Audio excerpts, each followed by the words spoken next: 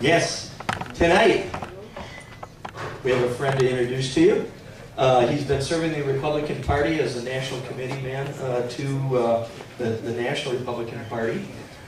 He's been a longtime friend of the North Metro Tea Party. He came and spoke back when they didn't even, back when I was thin and I was working there, okay? So Jeff called me a little while ago, and that's why we reversed a few things. So Jeff, come on up to the brand new Tea Party tonight. Thank you.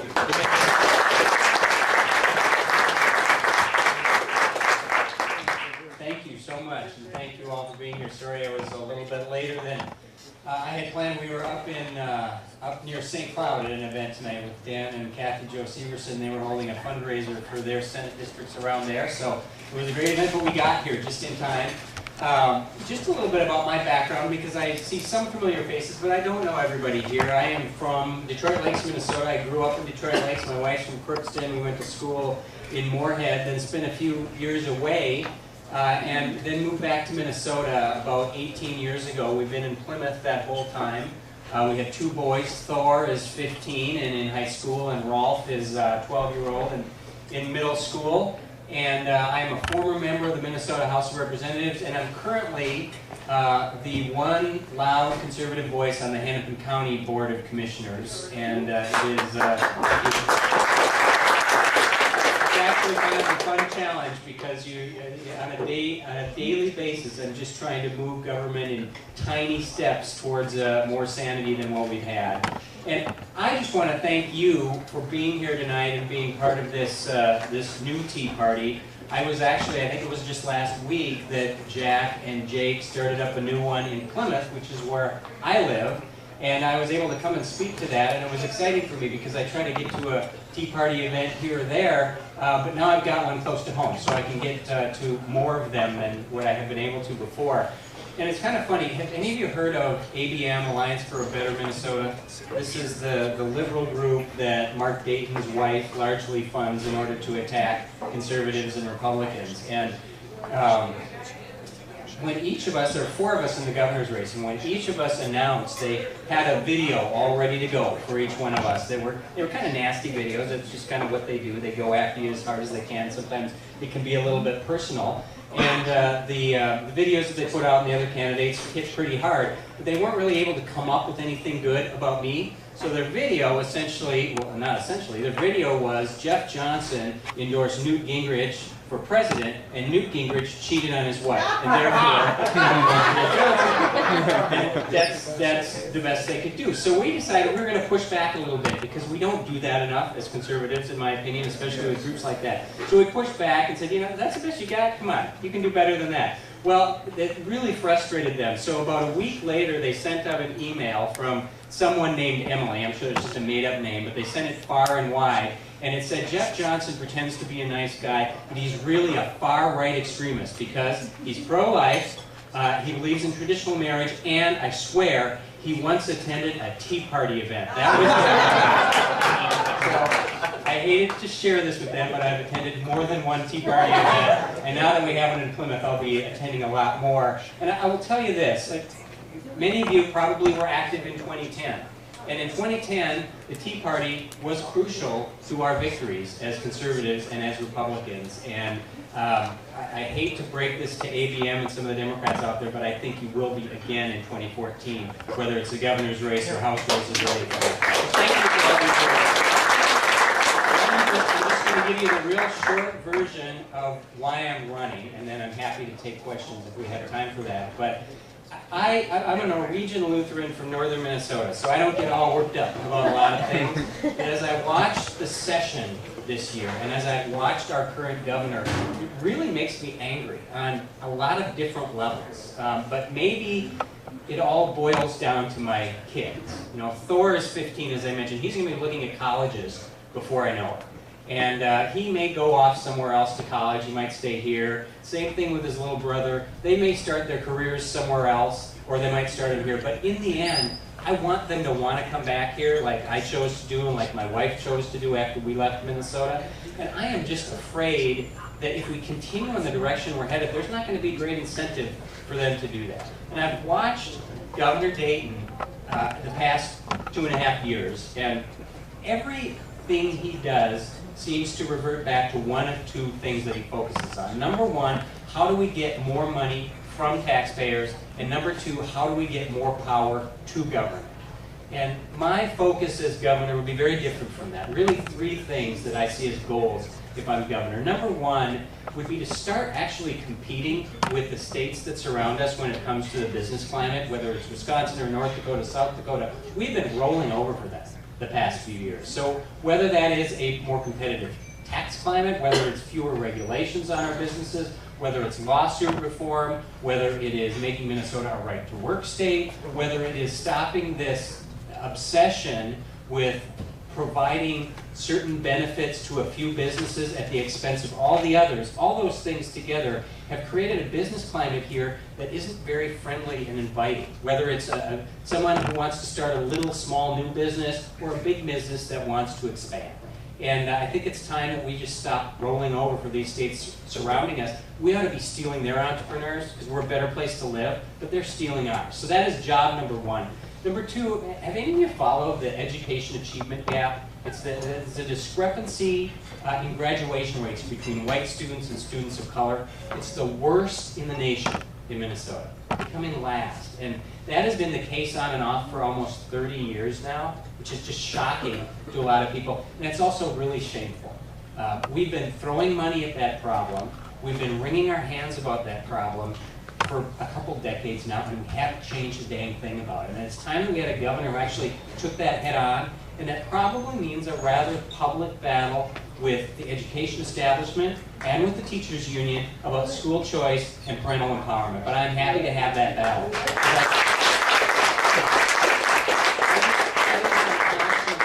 We're willing to just kind of give up on 10 to 15% of our kids because of where they live or because of how poor their parents are. So that's item number two. And then number three is just to have a focus on bringing some level of fiscal sanity to St. Paul, because we certainly aren't seeing that right now. Minnesotans are very generous, and I think most Minnesotans are willing to pay taxes to help the less fortunate get on their feet. But the problem is so many of the programs we fund, they don't produce that result. And my goal will be on day one to start probably a 4-year top-to-bottom audit of the programs that taxpayers fund in this state, and the ones that can prove that they actually do what we claim we want them to do, move people from welfare to self-sufficiency long-term, or integrate people from prison back into society long-term. The ones that can prove they actually do that and change people's lives, those will make the cut.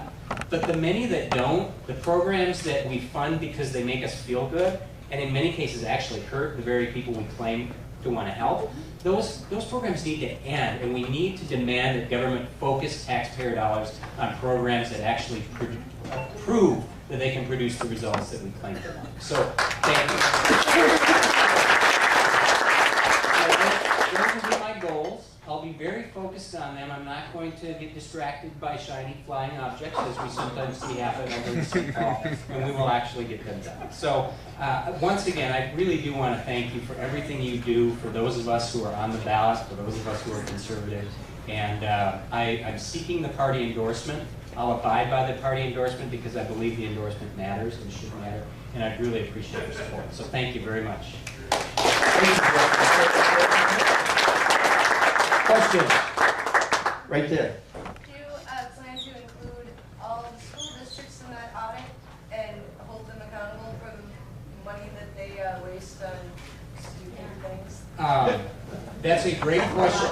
You know, that is supposed to be the state auditor's job. The state auditor is supposed to constantly be auditing every local level of government, whether it's county, city, or school district. And of course, the last few years we haven't. Pat Anderson did a pretty good job of that. Yeah. Our current auditor is not doing that at all. What I would see as the appropriate role for the governor in the audits that I'm talking about is we should be auditing all of the K-12 education programs that the state government funds. Well, it's pretty much the school districts. It is pretty much the school districts, but there are some things that we mandate or that they mandate at the state level, and some of them are effective, and many of them are not. And we ought to be rather than again just throwing money at a problem and claiming that that's going to create better results. We ought to be measuring to see what actually is doing that and funding those programs and not the others. Next. Oh, come on, somebody's got to have a tough. There you go. You stated that you would be cutting the programs that are currently funded but aren't producing the results. May I suggest that you slowly take those down instead of suddenly? Yeah, I think that's a really great point. And it's, you know, one of the reasons that we have trouble sometimes in Minnesota is because meaning Republicans and conservatives, is sometimes we get painted as uncaring and that we're just, I hear this all the time, well, you're in it to help your rich friends and you don't care about anybody who's not well off. And that's so untrue.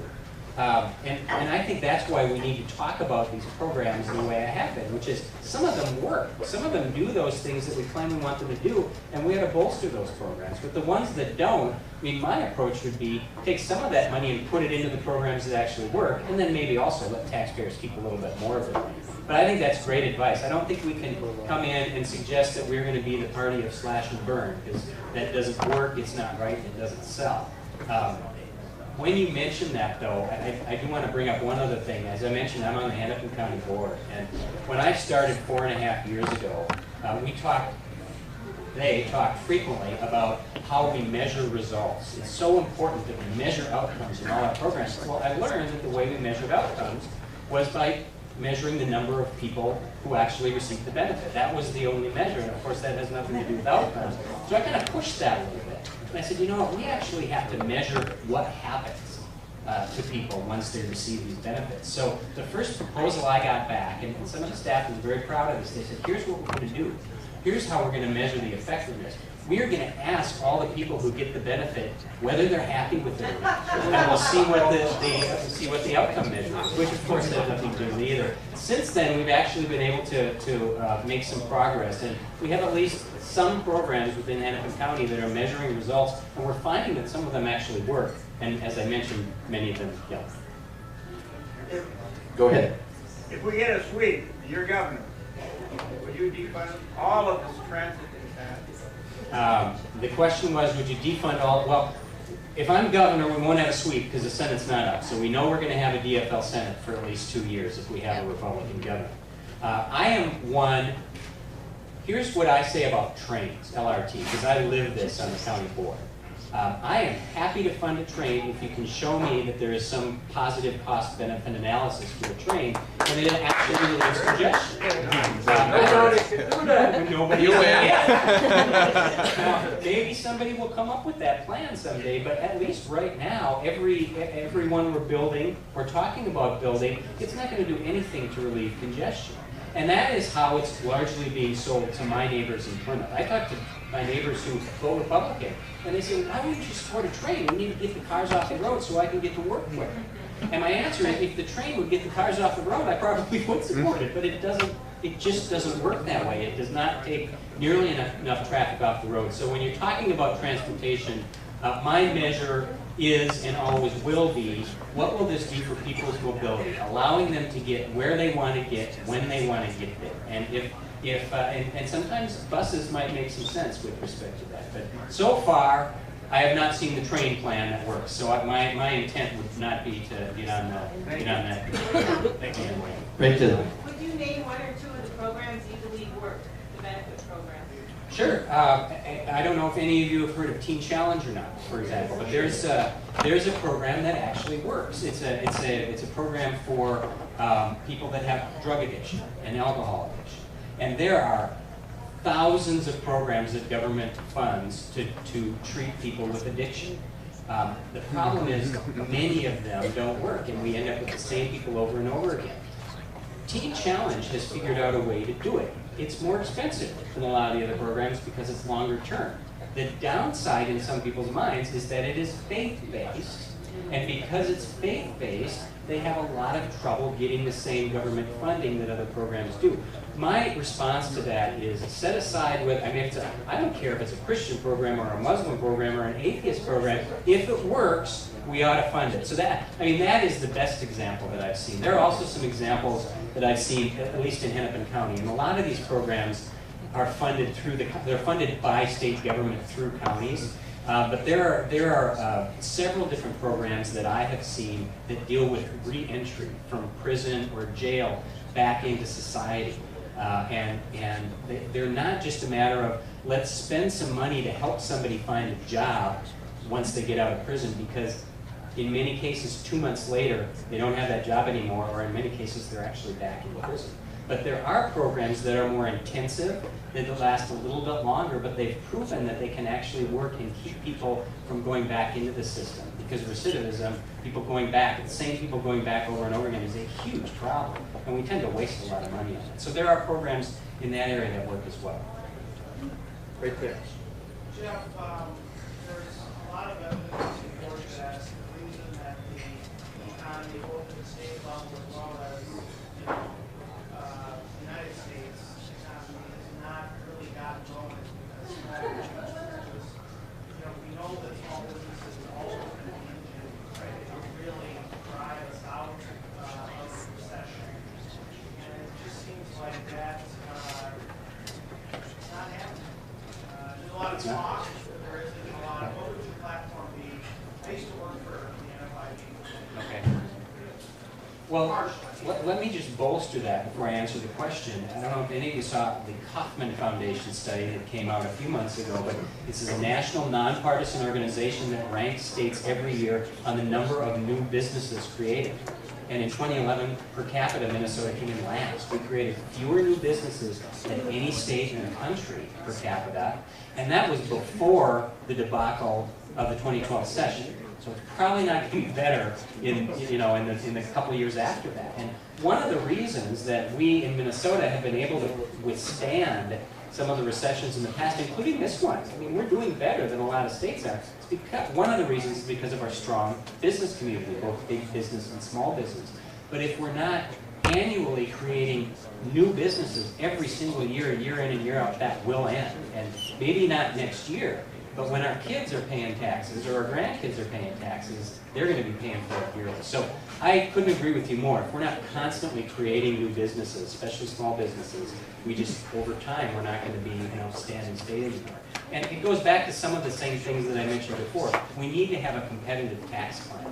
And it's not just the corporate tax. People jump on the corporate tax right away, and that's important, but it's mostly important to the really big businesses. We need to have competitive income tax rates for the small businesses that run their taxes through that. We need to reform our workers' compensation laws, which are way out of whack with the states that surround us.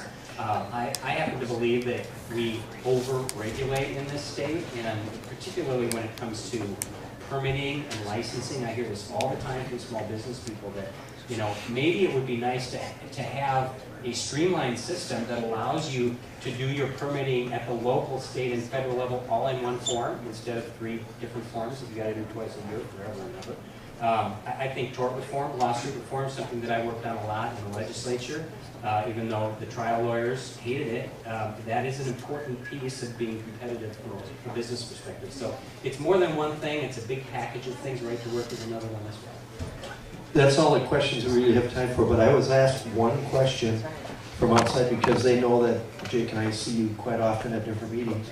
The question was asked, will you ask our own Minnesota legislators to operate under the same laws and rules and regulations that we do? Example, health care. Yeah, absolutely.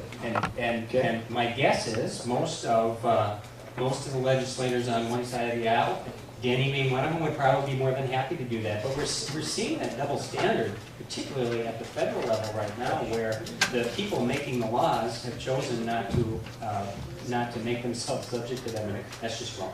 That's wrong. Give him a big hand, please. Thank you very much. Well, Jake? Yeah, Jack? We've come to the end of another